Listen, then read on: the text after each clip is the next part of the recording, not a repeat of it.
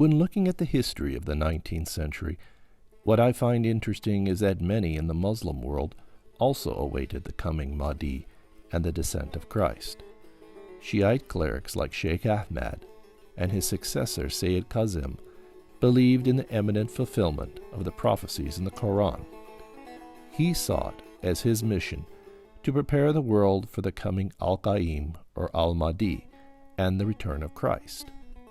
However, unlike their counterparts in the West, the Shaykhi movement, as it was called, embraced the idealistic understandings of Scripture and rejected the literalist understandings of heaven, hell, and most importantly, the Day of Judgment.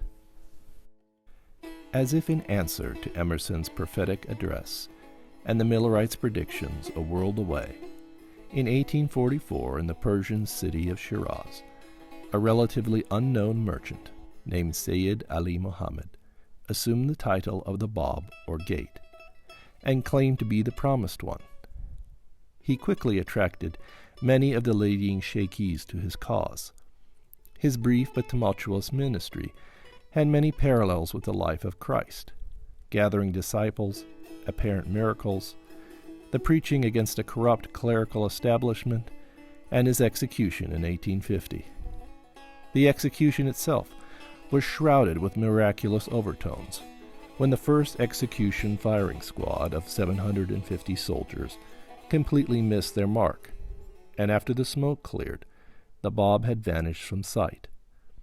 The second attempt succeeded, but shortly after the sun was blackened by a sudden storm. The Bab's teachings, and its successor, the Baha'i faith, rooted as they were in idealism, embraced and actually foreshadowed the radical changes affecting the world.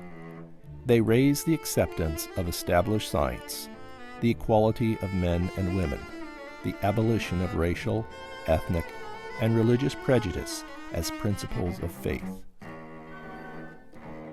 When Joseph Arthur de Gobineau first introduced news of the Bab's life and revolutionary teachings to the West, it attracted a diverse range of admirers, like Edward Granville Brown, A.L.M. Nicholas, and many others, including Leo Tolstoy.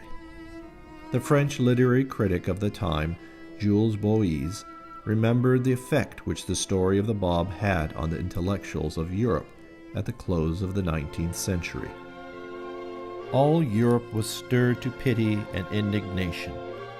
Among the littérateurs of my generation, in the Paris of 1890, the martyrdom of the Bab was still as fresh a topic as it had been when the first news of his death reached us in 1850. We wrote poems about him. Sarah Bernhardt entreated Catulle Mendez for a play on the theme of this historic tragedy. I personally am very convinced that the Baha'i faith represents the fulfillment of the teachings and prophecies of the great world faiths, and as such, this informs my view on how science and religion can be reconciled. But despite one's initial religious convictions or lack thereof, I do believe that there is much to be had by considering the philosophy of idealism and its relationship to faith and science.